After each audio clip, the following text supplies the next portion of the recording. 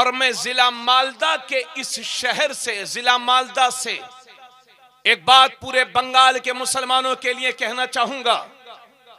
ये जो मुर्शिदाबाद में एक मस्जिद तामीर हो रही थी जिसका नाम था बाबरी मस्जिद, मैं विधायक जी से कहूंगा कि अगर आप नियत में मुखलिस हैं और वाकई मस्जिद इबादत के लिए बना रहे हैं, आपकी सियासी नियत नहीं है, तो दुनिया में सबसे बड़ी महान हस्ती है मोहम्मदुर रसूलुल्लाह। मैं विधायक जी से, एमएलए साहब से कहूंगा कि उस मस्जिद का नाम बाबर के नाम पर ना रख के मोहम्मदुर रसूलुल्लाह के नाम पर रखो। इंशाल्लाह वो मस्जिद तुम्हारे लिए दुनिया में भी कामयाबी का जरिया बनेगी, आखिरत में भी कामयाबी का जरिया बनेगी। हम जिस मुल्क में रह रहे हैं, ये मुल्क हर कौम का है, हर कास्ट का है, हर धर्म वालों का है, और यहां अल्हम्दुलिल्लाह हमें किसी तरह की इबादत से कोई रोक टोक नहीं है। इसलिए मस्जिदें, मदरसे ये गैर सियासी होना चाहिए और उसमें इबादत होनी चाहिए। हजरात, इतनी बातें कहने के बाद अब आइए बड़े खुलूस के साथ आपसे एक बात और अर्ज करूंगा। ईमान किसको कहते हैं? ईमान की तारीफ क्या है? अगर मैं ईमान की इस्तिलाही तारीफ करूं तो बहुत ज्यादा वक्त भी चाहिए। अलबत्ता मैंने अपने बुजुर्गों से यह सुना है कि ईमान कहते हैं मोहब्बत रसूल को, ईमान कहते हैं इश्क रसूल को। और हमारा हुजूर से इश्क कैसा होना चाहिए, हमारी हुजूर से मोहब्बत कैसी होनी चाहिए, तो आओ बुखारी शरीफ के हवाले से आपके सामने अर्ज कर दूं। हमारी मोहब्बत रसूल कैसी होनी चाहिए, हमारा इश्क रसूल कैसा होना चाहिए, तो आओ सीखते हैं हजरत उमर। वो उमर, और ये कोई किस्सा कहानी की किताब का हवाला नहीं, बुखारी शरीफ की हदीस में है। सीखिए मोहब्बत रसूल हजरत उमर से। मेरे नबी की बारगाह में हजरत उमर रज़ी अल्लाह ताला अन्हु हाजिर हैं। मेरे नबी ने इरशाद फरमाया, और कौन उमर? कौन उमर? उमर वो हैं, मेरे नबी फरमाते हैं कि मेरा उमर जिस रास्ते से गुजर जाता है, शैतान वो रास्ता छोड़ करके भाग जाता है। वो उमर, वो उमर कि जिनके लिए मेरे नबी फरमाते हैं अगर मेरे बाद कोई नबी होता तो उमर बिन खत्ताब होते।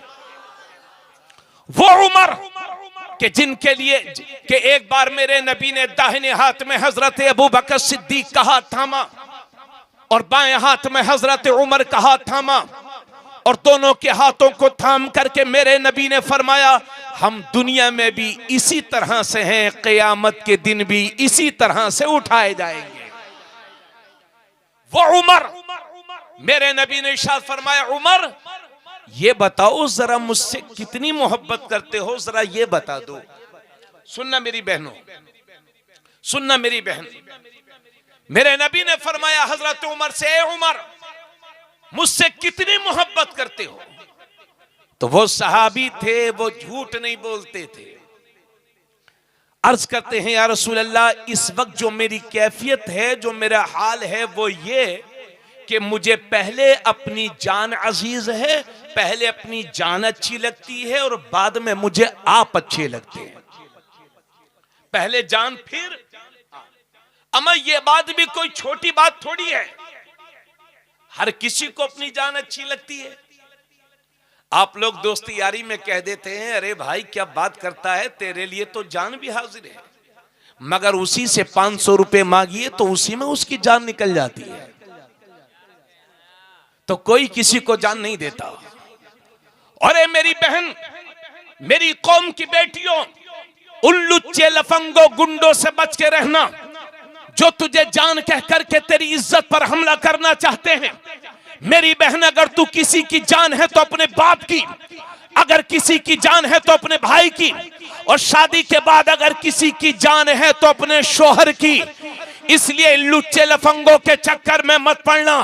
जो तुझे जान कह करके तेरी इज्जत पर हमला करना चाहते हैं, मेरी बहन कनीज़े फातिमा बन करके जिंदगी गुजार। फातिमा वो है कि जब पुल सिरात से गुजरेंगी तो बातिने अर्श से निदा आएगी, महशर वालों गर्दनों को झुका लो, इसलिए कि 70,000 हूरों के झुरमुट में सैयदा फातिमा ज़हरा का गुजर होने वाला है।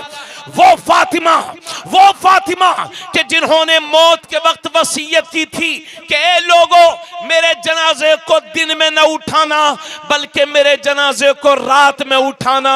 कहीं ऐसा ना हो कि मेरा जनाजा दिन में उठे तो किसी अजनबी मर्द की नजर मेरे जनाजे पर पड़ जाए।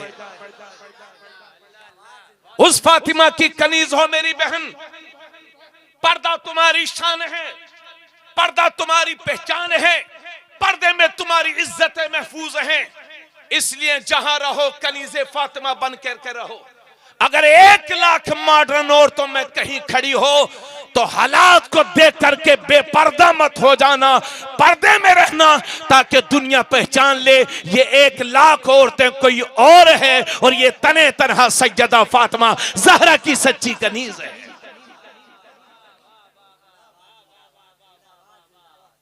तो मेरे हजरत उमर अर्ज़ करते हैं, या रसूल अल्लाह, सबसे पहले अपनी जान अच्छी लगती है और उसके बाद मुझे थोड़ा सा बोलिए, मैं असल में आपसे बुलवाना चाहता हूं, पहले जान फिर आप। तो उसी दिन मेरे नबी ने इरशाद फरमाया था, ला युमिनु अहदुकुम हत्ता अकूना अहब्बा इलैहि मिन वालिदिही व वलदिही वन्नासी अजमईन। मेरे नबी ने इरशाद फरमाया था, उमर, तुम में का कोई भी शख्स उस वक्त तक मुसलमान हो ही नहीं सकता जब तक कि अपने माँ बाप से ज्यादा, अपनी औलाद से ज्यादा, सारे रिश्तेदारों से ज्यादा, सारे लोगों से ज्यादा जब तक कि कोई मुझसे प्यार नहीं करेगा, मुझसे मोहब्बत नहीं करेगा, उस वक्त तक मुसलमान हो ही नहीं सकता। तब हजरत उमर अर्ज करते हैं, या रसूल अल्लाह, अब तो मुझे अपनी जान से भी ज्यादा अच्छे आप लगते हैं, आप लगते हैं। तब मेरे नबी ने फरमाया, अल आना या उमर, ए उमर, अब तेरा ईमान मुकम्मल हुआ है, अब तेरा ईमान कंप्लीट हुआ है, अब तेरा ईमान पूरा हुआ है। तो ये लोगों, हुजूर की मोहब्बत का तकाजा यह है कि अपने माँ बाप से ज्यादा अपने नबी से प्यार करो, अपनी औलाद से ज्यादा अपने नबी से प्यार करो, सारे रिश्तेदारों से बढ़ करके नबी से प्यार करो, सारे दोस्तों से बढ़ करके नबी से प्यार करो, सारी दुनिया से बढ़ करके नबी से प्यार करो। और ऐसा प्यार करो, ऐसा प्यार करो कि तुम्हारी जबान भी यही बोले, तुम्हारा दिल भी यही बोले कि करूं तेरे नाम पे जा फिदा, न बस एक जा दो जहां फिदा, दो जहां से भी नहीं जी भरा, करूं क्या करोड़ों जहां नहीं।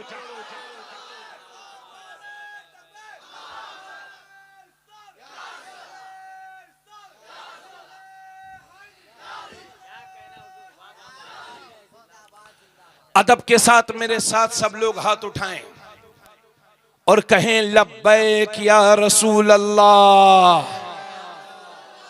लब्बैक या रसूल अल्लाह, लब्बैक या रसूल अल्लाह करके चलते हैं। ऐसा नहीं करना चाहिए। कभी कभी जलसे होते हैं, मेहनत होती है, हम लोग कहाँ से आए हैं, थोड़ा सा तकलीफ बर्दाश्त करो। बैठो बाबू, बैठो, नौजवान हो माशाल्लाह। हाँ, ये देखिए मेरे हाथ में गिलास है, मैंने ये अपनी अंगूठी इस गिलास में दाखिल कर दी। ये अंगूठी गिलास में दाखिल हो गई, लेकिन ये एंट्री इतनी इजी है, ये दुखूल इतना आसान है कि मैं जब चाहूं हाथ डालूं, निकाल करके बाहर कर दूं। हालांकि ये दाखिल हो गई थी, है ना। अब जरा बोतल दीजिए, कागज पानी वाली।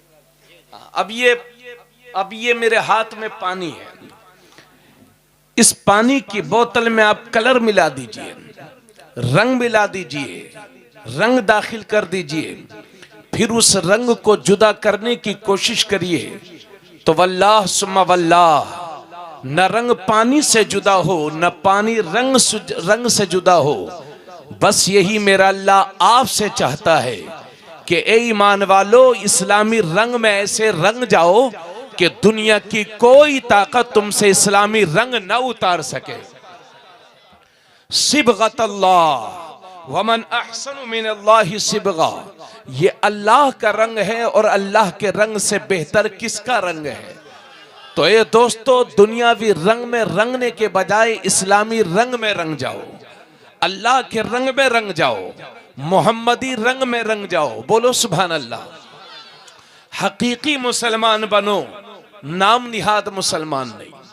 हजरात मेरी तरफ देखेंगे आप, इसी मजमे में, माफ करिएगा तल्ख मिजाजी के लिए, इसी मजमे में ऐसे कितने लोग बैठे होंगे कि जिन्होंने फजर की नमाज ईद के दिन पढ़ी होगी, ईद के दिन उन्होंने फजर की नमाज पढ़ी होगी। इसी मजमे में कितने लोग होंगे, दर्जनों लोग ऐसे होंगे कि जिन्हें जोहर की नमाज पढ़े महीना गुजर गया होगा, बस वो सिर्फ जुमे के दिन जाते हैं, बाकी जोहर में किसी दिन नहीं जाते। तो हमारा हाल यह है कि 80 से 90% मुसलमान वो हैं जो सिर्फ जुमा पढ़ते हैं। आगे चलें, इस्लाम ने जिस निकाह को निहायत आसान बनाया था, हमने अपनी बुरी रस्मों के जरिए से उस निकाह को अपनी कौम के लिए सबसे बड़ा मुश्किल मसला बना दिया है। हजरात, आज हमारा मिशन ये है कि पैसा हो चाहे जैसा हो, हलाल है कि हराम, हमें इससे कोई गर्ज नहीं है। बोलो ऐसे ही है नहीं? कितने लोग वो हैं जो सूद खोर हो चुके हैं, कितने लोग वो हैं कि नौजवानों का हमारा एक बड़ा हिस्सा तबका वो है जो माज़अल्लाह नशा, शराब, जुए का और बियर का आदी हो चुका है। अल्लाह करम फरमाए, ये हैं हमारे हालात। और वो कौम, जिस कौम को तालीम के मामले में दुनिया की इमामत करनी चाहिए, आज वही कौम तालीम के मामले में सबसे ज्यादा पिछड़ी हुई है। बोलो सही बोल रहा हूं कि गलत बोल रहा हूं? अब जरा आगे बढ़िए हजरात, जब हम अपने मुआशरे का जायजा लेते हैं तो हम अपने 10 साल के बच्चे को देखते हैं। जब हमारे बच्चे 10-12 साल के हो जाते हैं तो उनके माँ बाप 50 रुपए दे देते हैं, जाओ बेटे बालों को कलर करवा लो। तो कोई नीला करवा रहा है, कोई पीला करवा रहा है। जिन बच्चों के हाथ कलम और किताब से सजे होने चाहिए थे, हमने अपनी उस नई नस्ल को हेयर स्टाइल में फंसा दिया। कितने बच्चे हमारे वो हैं, ए चुपो यार भाई, अल्लाह के बंदे रहम करो कम से कम। भाई आप लोग ये समझते हो तकरीर करना शब बरात का हलवा के फातिहा दिला के खा लो? हजरात थोड़ा सा खामोशी इख्तियार फरमाए, मैं आपसे गुजारिश करूंगा। हमारा बच्चा जब 13-14 साल का हुआ तो कितने बच्चों को देखा गया है कि वो कानों को छिदवा के बाली पहने घूमते हैं। अल्लाह रहम फरमाए। अरे भाई, अल्लाह ने तुम्हें मर्द बनाया है तो मर्द बन के रहो। ये औरतें वाली आदतें कहां से आ गई हैं? अल्लाह के नबी ने उन मर्दों पर लानत फरमाई है जो औरतों की मुशाबहत इख्तियार करते हैं, और उन औरतों पर लानत फरमाई है जो मर्दों के स्टाइल को अपनाया करती हैं। हजरात, उसके बाद जब हमारा बच्चा 15-16 साल का हो जाता है, बाप बेचारा सऊदिया में कमा रहा है, बाप बेचारा दिल्ली में कमा रहा है, बाप बेचारा कोलकाता में कमा रहा है, कई महीने से घर नहीं आया, कभी कभी नाश्ता भी नहीं करता ताकि चंद पैसे इकट्ठे करके अपने बच्चों को भेज सकूं और मेरे बच्चे खुशहाल जिंदगी जी सकें। इधर ये हमारा नौजवान 1 लाख रुपए का मोबाइल लेकर के घूम रहा है। जब तक इसकी 2 GB डाटा खत्म नहीं हो जाती, इसे चैन की सांस आने वाली नहीं है। जाओ मुसलमानों की बस्तियों में जाकर के देखो, मुसलमानों के 5-5 बच्चे, 10-10 बच्चे इकट्ठा होकर के नालियों पर बैठ बैठ करके घंटों मोबाइलों में बर्बाद किया करते हैं। हजरात आगे बढ़ें, जब हमारा बच्चा 18-19 साल का हुआ तो अब ये बालिग हो गया है, तो 1 लाख की मोटरसाइकिल पर बैठा हुआ है। अब ये 1 लाख की मोटरसाइकिल पर बैठे हुए हैं, हाथ में कड़ा पहने हुए हैं, गले में जंजीर पहने हुए हैं, 2 गुटका जेब में रखा हुआ है और 2 गुटका मुंह में रखा हुआ है और फटी हुई पैंट पहने हुए हैं और नारा लगाएंगे, ये है मेरे नबी की शान, बच्चा बच्चा है कुर्बान। ओ मेरे भाई, आप नबी पर कुर्बान कहाँ हो? आप तो मुंबई के फिल्मी फहशकार पर कुर्बान हो। उसने गले में चैन पहन ली है तो आपने भी पहन ली है, उसने फटी पैंट पहन ली है तो आपने भी फटी पैंट पहन ली है। याद रहे, फटे हुए कपड़े पहनना ये नहूसत की अलामत है, और फटे कपड़े को पैबंद लगाकर पहनना ये तुम्हारे नबी की सुन्नत है। अब तुम्हें यह फैसला करना होगा कि नहूसत के रास्ते पर चलना है या सुन्नतों वाले रास्ते पर चलना है। हजरात, हम कभी कभी अपने बच्चों को देखते हैं, माफ करिएगा इल्जाम नहीं लगा रहा हूं मगर जो जमीनी सच्चाई है उसको बयान करने की कोशिश कर रहा हूं। कभी कभी चेहरा देख के नहीं लगता ये किसी मुसलमान का बच्चा है। वजह में तुम हो नसारा तो तमद्दुन में हुनूद, ये मुसलमान हैं कि जिन्हें देख के शर्माए यहूद। तस्वीर का एक रुख आपने समात कर लिया, अब जरा तस्वीर का दूसरा रुख समात कीजिए। कभी हरियाणा में, कभी पंजाब में, कभी झारखंड में, कभी गुजरात में चंद गुंडे मिलकर के हमारे बच्चों को जबरदस्ती घेर लेते हैं, कलिमाते कुफरिया कहलवाते हैं, शिरकिया नारा लगवाते हैं, कभी यहां कभी वहां हमारे बच्चों की मॉब लिंचिंग हो जाती है। अब ये बोल वो बोल रहा है, अब ये कह वो कह रहा है, फिर भी मार रहे हैं, फिर भी पीट रहे हैं। ए मेरी कौम के जिम्मेदारों, अपने बच्चों को ये नसीहत किया करो कि बेटे जिंदगी में चाहे जितना भी बड़ा नुकसान उठाना पड़े उठा लेना, मगर अपने ईमान का सौदा कभी ना करना, इसलिए कि घर टूट जाएगा दोबारा बना लोगे, मोबाइल गुम हो जाएगा दोबारा खरीद लोगे, मगर ईमान जाए हो गया तो कुफ्र की जिंदगी, जिल्लत की जिंदगी है। अल्लाह तुम्हारी जानो माल की हिफाजत करे, मेरी भी जानो माल की हिफाजत करे, मगर कोई गारंटी नहीं कि कब किसके साथ क्या हो जाए। अल्लाह ना करे ऐसे हालात का सामना अगर आपको करना पड़ जाए तो खुदा का वास्ता दे करके कहता हूं कि जिंदगी की आखिरी सांस तक अपने ईमान पर कायम रहना और आखिरी दम तक ला इलाहा इल्लल्लाह बोलते रहना, क्योंकि अगर मौत का वक्त नहीं आया है तो कोई मार नहीं सकता, और मौत का वक्त आ गया है तो कोई बचा नहीं सकता, मगर आखिरी दम तक ला इलाहा इल्लल्लाह बोलते रहना, क्योंकि इसी हालत में अगर मर भी जाओगे तो शहीद कहलाओगे और बच जाओगे तो गाजी कहलाओगे। नारे तकबीर, दोनों हाथों को उठाकर जवाब से लगे बेदार हैं आप लोग। नारे तकबीर, नारे रिसालत, नारे हैदरी, ताजदारे अंबिया कॉन्फ्रेंस, ताजदारे अंबिया कॉन्फ्रेंस, उलमाए अहले सुन्नत, हिंदुस्तान का मुसलमान, नारे तकबीर।